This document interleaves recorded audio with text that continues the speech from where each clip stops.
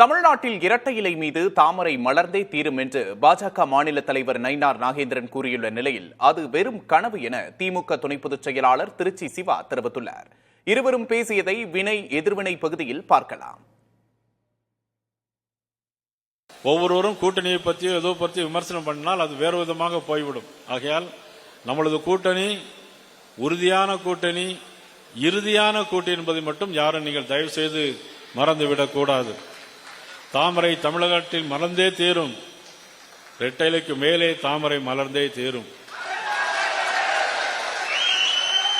இந்த கூட்டணி இது வெற்றி கூட்டணி, இது சாதாரண கூட்டணி இல்லை, வெற்றி கூட்டணி. கனவு வரும், சிலருக்கு இரவில் வரும், சிலருக்கு பகலில் வரும். எது வர வேண்டும் என்று யாரும் தீர்மானிக்க முடியாது.